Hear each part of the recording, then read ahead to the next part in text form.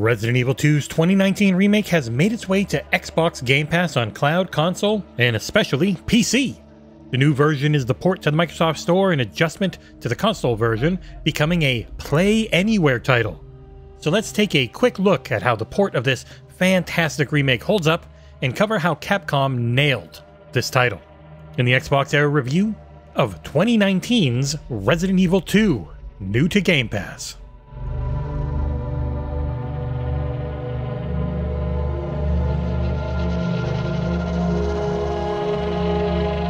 Originally released in 2019, the 2019 remake of Resident Evil 2 is highly regarded as one of the best remakes of modern times.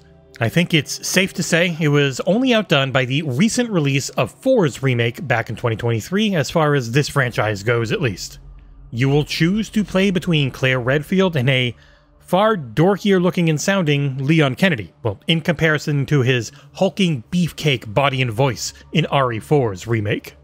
The zombie outbreak of the first game has spread to Raccoon City and through its police department and more. You'll struggle to discover what's going on and to make it out alive. One of the big changes the remake does is a kinda bad one for me. Mr. X is a big old stalker boy, and if you're into the unkillable behemoth that you have to desperately avoid mechanic, then this one will be for you. He was a part of the original, though I don't remember him being nearly as prominent as he is in this remake. I'm not the biggest fan of the unkillable stalker mechanic and see them as more of an annoyance than anything truly scary. Because scary this game is. It is by far the goriest and legitimately terrifying Resident Evil game. It's not a psychological horror, going instead for gruesome deaths full of blood and viscera. Playing through the game isn't overly long, with most playthroughs taking roughly 10 hours or so.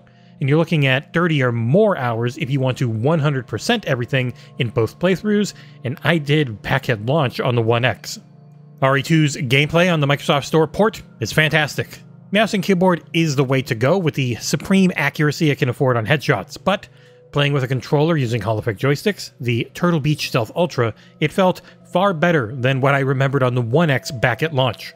Claire and Leon share a similar selection of overall weaponry, with varying pistols and other things as time goes along. Chris starts with a lower damage automatic with a large clip, while Claire has a powerful revolver that can hold only 5 shots at once. Movement isn't nearly as slow or cumbersome as it was in the original games. You can actually move and shoot at the same time. The knife action is far less enjoyable than RE4's remake's useful and powerful blade play, and your inventory is freaking tiny to start. For those who have played before, you'll know exactly where to go to improve it and what you need to do and what you don't need. For anyone coming in cold though, it is a dance to balance your healing, key, and weapon items for quite a while. The Raccoon City Police Department is full of weird puzzles that make zero sense but are a lot of fun to solve. Most are easy, with the main difficulty being how to juggle the various items they'll give you. You'll quickly unlock your way through various block paths and have a ton of fun doing it until Mr. X shows up. He's big, slow, and eats up a lot of ammo. It's not to kill him though, only to make him take a knee so that you can run by him as you desperately try to reach a safe room.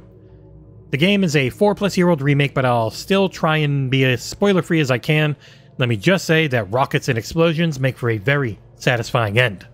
While the game has been available on console, it is now on cloud. With that version's not really new. It got the Series X and S upgrade last year, and it looks and runs really well on console.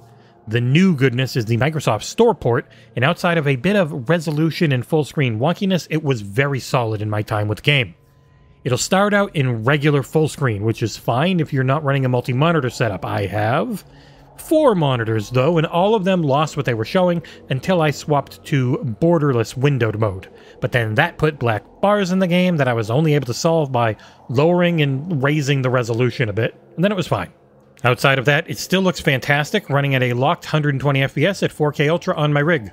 My specs are pretty solid with a 5800X CPU, 64 gigs RAM, and a 7900XTX GPU. The RE Engine titles are generally well optimized on PC, and even on older and weaker machines, you should get really solid performance. The only bug I had was a momentary speck of GPU or memory artifacts. Only happened to me one time in a few hours, and it was gone immediately. Wrapping things up, Resident Evil 2 is a fantastic get for Game Pass, and the new port on the Microsoft Store is excellent. It's play anywhere, terrifying, and well worth checking out for anyone looking to clap some zombie cheeks.